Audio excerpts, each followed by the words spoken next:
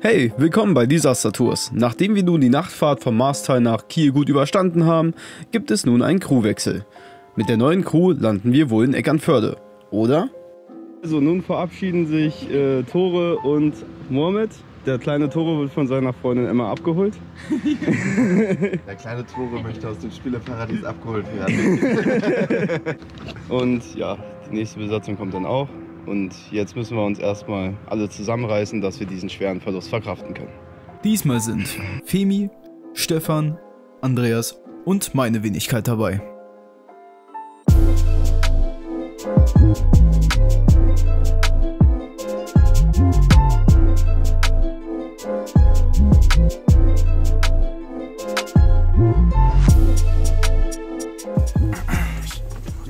Jetzt ist die neue Crew angekommen. Hier ist einmal Femi, wenn ich vorstellen darf. Moin. Du warst, glaube ich, auch schon manchmal bei Time Minute Sailing dabei? Ja. Genau. Und mein Vater Stefan ist auch da von Wochenende. Ja, wollte gerade sagen, kannst du auch Stefan zu mir sagen. Nicht, dass wie du nachher es sich alle möchtest. rumdrehen. Genau. Vati rufst. Ja, dann geht es jetzt weiter nach Eckernförde. Andreas schneidet anscheinend gerade die Lederteile ab. Willst du die beständigen Teile noch ranlassen, damit man wenigstens ein bisschen Grip hat? Aber Ja, wie weit bist du nach Eckernförde? das sind, glaube ich, 3 Stunden, 3,5 Stunden ungefähr. Also Wie weit habe ich gefragt? 16 Seemeilen, Oh, okay. irgendwie so. Ich glaube 19 oder so. Kann auch sein. Ja. Könnte auch über 20 sein. Ja. 20? Nee, glaube ich nicht. Na, Naja, ich glaube, das war so viel. Ja, Wir gut. müssen so langsam ablegen, wenn wir noch Ja, keiner wir sollten kommt. langsam los. Aber es war auch beleuchtet. Ja.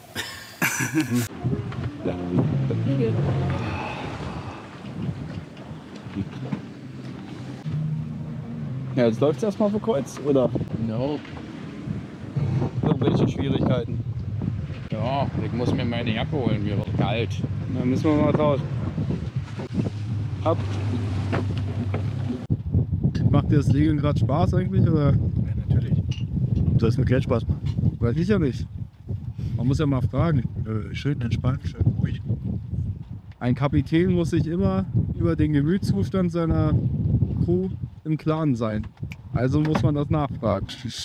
Ne, Andreas? Geht's dir gut? Ja, verbannt's gut.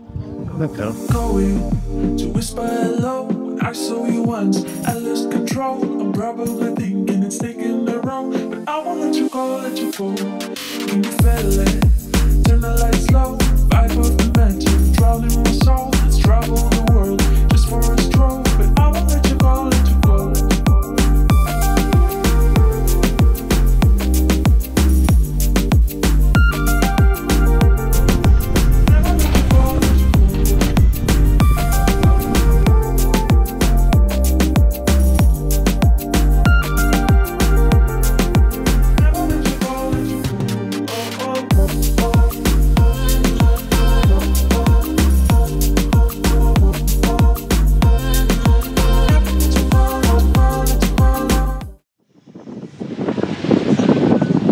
Was hier über Funk den Hafen anfragen, ob Platz ist? Eigentlich schon. Aber ich bisher noch nie gemacht. Ich bin bisher einfach immer rangefahren. Ja, eigentlich schlau, oder? Dann müsstest du bleiben und ranfahren. Ja. Ich glaube, noch sind wir gar nicht in Funkreichweite.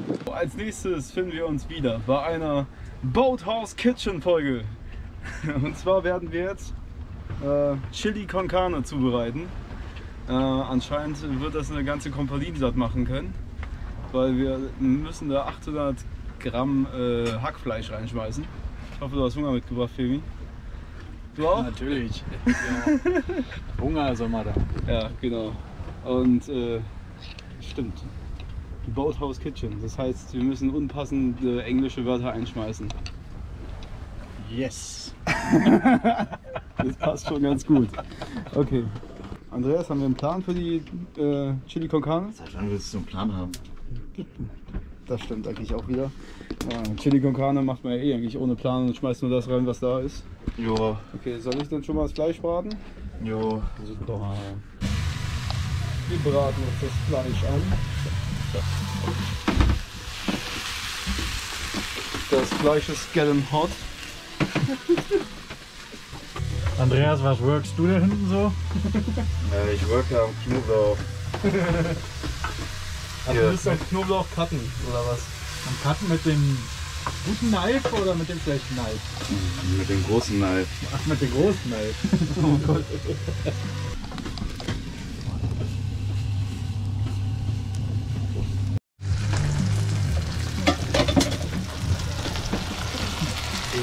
Cooking.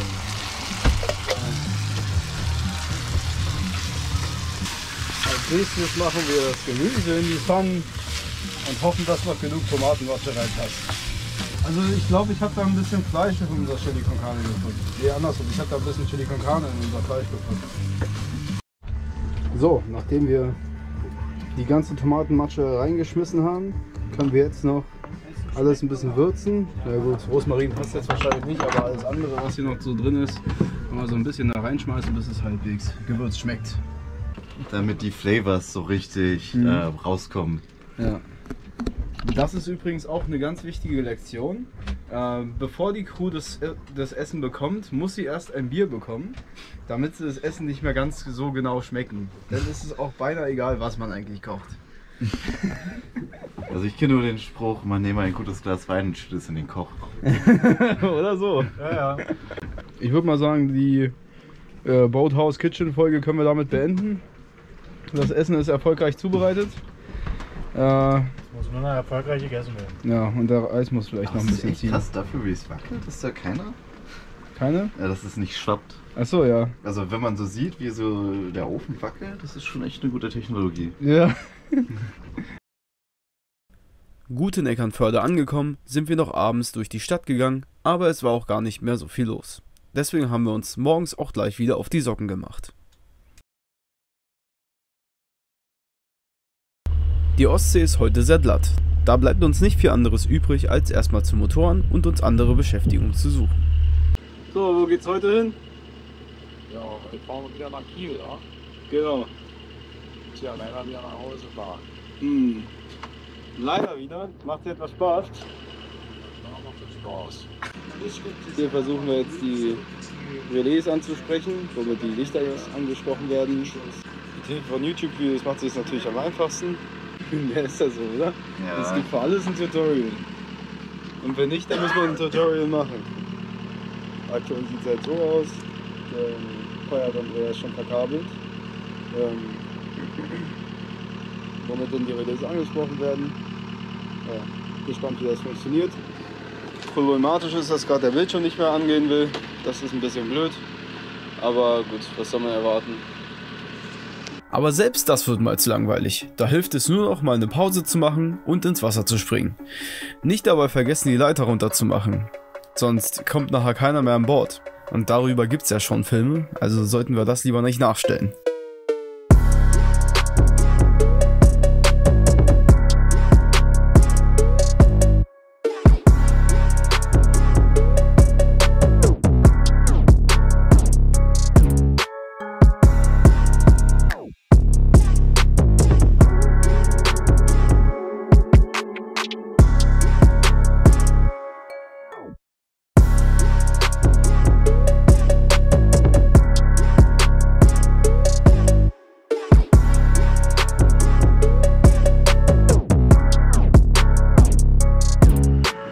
Und mal wieder hat uns der Regen überrannt. Wir sind aber gerade noch auf der Ansteuerung nach Kiel. Wie lange fahren wir noch? Steht hier gar nicht, ne? 27 Minuten. Muss aufpassen, da kommt gleich der NOK, ne? Also da können wieder Schiffen von vorne kommen, dicke. Die sollte man nicht übersehen. Von wo kommt der Wind? Von vorne. Perfekt. Kreuzend. Der Stefan war nicht artig, deswegen muss er jetzt wieder nach Hause. Hier ausgetrunken und jetzt muss ich wieder gehen. Komm gut nach Hause. Na dann. Ja, wieder ein Besatzungsmitglied weniger. Jetzt sind wir zu dritt an Bord. Und so kann die Reise weitergehen. So, jetzt machen wir Knotenkunde. Knotenkunde. So, also, hier sind wir. Ja? Den musst du nehmen. Wir machen jetzt einen Preisdeck. Ja? So. Nee, nicht so rum, andersrum. Ja, genau. Der Hund kommt aus dem See. Aus dem See, geht einmal geht um den Baum. Das ist der falsche Baum. Das ist der falsche Baum. Anders? Ja, gut, das könnte auch funktionieren. Und geht wieder weg. Genau, da ist der Preisdeck. Schick. kann, aber da hat er funktioniert. Wir fahren jetzt übrigens einen anderen Hafen in Kiel an, weil der Hafen, wo wir vorher waren, hat uns nicht so ganz gefallen. Der ist relativ weit vom Schuss. Ja, der war schon gut, aber der war noch ein bisschen weit ab vom Schuss und wir wollen ein bisschen in der Stadt gehen und wir sind jetzt sowieso am Überlegen, ob wir noch nach Helgoland fahren oder einfach noch einen Tag länger hier bleiben, weil Kiel ist eine ganz coole Stadt und wir hätten auf dem Hinweg nach Helgoland keinen Wind und auf dem Rückweg zu viel Wind. Das ist natürlich suboptimal. Wunderschönen guten Morgen. Morgen. Der Motor läuft schon. Heute geht es wieder weiter aus Kiel, nachdem wir uns mal einen Tag Auszeit gegönnt haben. Und jetzt fahren wir wieder zurück nach Brunsbüttel. Mit Ostkurs in der Hochwasserbucht. Jo. Da werden schon welche von Polizisten ermahnt. Hauptsache sind wir das nicht auch später.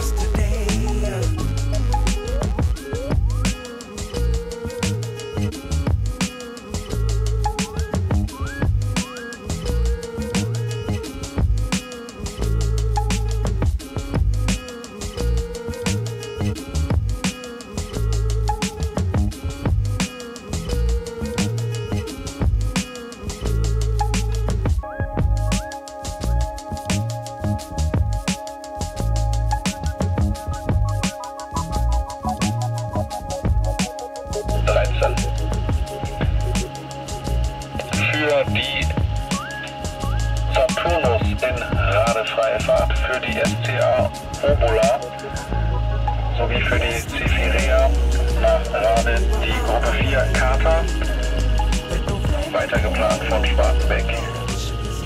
Schon Rendsburg vorbei, ne? Meter 72, 71. Ja. In dem Dreh. Du wirst jetzt übrigens noch nach Rendsburg fahren zum Tanken. In Brunsbüttel gibt es keine Möglichkeit mehr zum Tanken. Und die andere Möglichkeit wäre halt Cuxhaven oder wieder Wedel, aber dann Wedel, der Liter Diesel 2,30 kostet.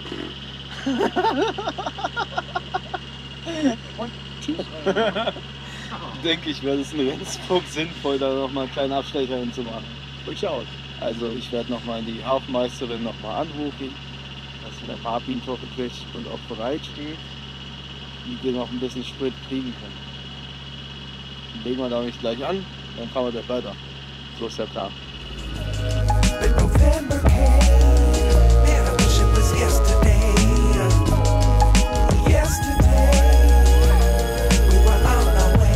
Also jetzt nach dem Kochen, wir haben die ganze Zeit Femi steuern lassen, ist uns wieder aufgefallen, was das eigentlich schon wieder für eine knappe Sache wird. Und zwar sind wir immer auch beim Anlaufen von Brunsbüttel und ja, wie man sieht, sind schon die Kanallichter an. Es wird knapp, also wir müssen uns langsam echt dran halten. Die Lichter habe ich jetzt angemacht, ich weiß nicht, ob das ein Nachteil ist, dass man es besser erkennt oder so. Mal schauen. Auf jeden Fall fahren wir jetzt mit 6,5 Knoten, wie man es maximal darf, nach Brunsbüttel. Weit haben wir es auch nicht mehr. Auf dem Navi steht vielleicht noch 20 Minuten, aber wir haben es jetzt 20:25 Uhr. Das wird knapp. Aber das wäre halt auch sinnlos, noch woanders zu warten, weil wir müssen morgen 8:30 Uhr, glaube ich, auch wieder auf der Ostsee sein. Wo ist das denn? Ja. Auf der Ostsee, auf der Nordsee müssen wir morgen 20:30 Uhr wieder sein. Und deswegen versuchen wir uns jetzt hier ein bisschen ranzuhalten. Hoffentlich sind wir nicht gleich in Mode, wenn wir angelegt haben. Das werden wir ja gleich sehen. Ja, das Problem ist nämlich gewesen, nochmal um das zu ergänzen, dass wir in Rendsburg vorhin noch tanken mussten. Und die Hafenmeisterin, die halt auch das Tanken macht, hatte ein bisschen gebraucht gehabt, um dann auch dahin zu kommen, damit wir tanken können. Und ja. Aber rechnerisch hat sie auch gesagt, müsste es eigentlich passen. Aber zwischendurch kann man jetzt natürlich auch nicht anhalten. Also wir müssen jetzt hier Land gewinnen, sage ich mal. Ne? Mann, logischerweise. Ja, neuer Tag, neues Glück. Heute geht es weiter bis nach Hamburg. Aber leider haben wir die erste Schleusung ein bisschen verpasst, weil der Motor erst irgendwie nicht ganz anspringen wollte. Ich glaube, wir haben einfach zu wenig vorgeglüht und die Batterie hatte ein bisschen wenig Saft. Ging dann aber doch problemlos an. Und die Elbwater, das Radar ist besetzt. Okay. Jetzt müssen wir blöderweise warten, bis sie einmal eine Schleusung durchgeführt haben. Ja. Ich weiß nicht, ob unsere Anmeldung jetzt schon zählt. Wahrscheinlich nicht. Dann müssen wir vielleicht nochmal eine Runde funken. Aber das können wir immer auch noch. Sonst hast du gut geschlafen. Naja, die Nacht war sehr durchwachsen. Also mein Teamkollege hat einen sehr guten Schlafrhythmus. Ich nicht. Um das mal so kurz zu fassen. Das bedeutet wohl nicht so ganz. Ich aber auch nicht, weil wir hatten die ganze Zeit von den großen Schiffen die Wellen. Ja, wir haben mit dem Heck angelegt an so einer Boje vorne und hatten dann noch eine Achterleine gelegt. Und irgendwas hat uns die ganze Zeit, also die Wellen haben uns, glaube ich, die ganze Zeit mit den Fendern hinten gegen die Steganadel geschubst. Wo sich die Badeleiter immer geknallt hat. Oh, das hat mich immer so genervt. Ich glaube, die Leinen haben auch viel zu fest gemacht. Die sind so die ganze Zeit hardcore hin und her gewackelt. Und gerade hinten hast du es gut mitgekriegt. Ich glaube, vorne ging das bestimmt. Ne? Vorne hast du die Wellen gut mitgekriegt, ja.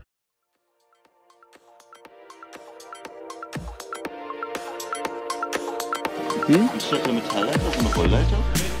So, als nächstes geht es nur noch die Elbe hoch bis nach Hamburg, wo wir dann die erste Segeltour erfolgreich beendet haben. Die ganze Mühe hat sich also gelohnt und geht in unsere Disaster Memories ein.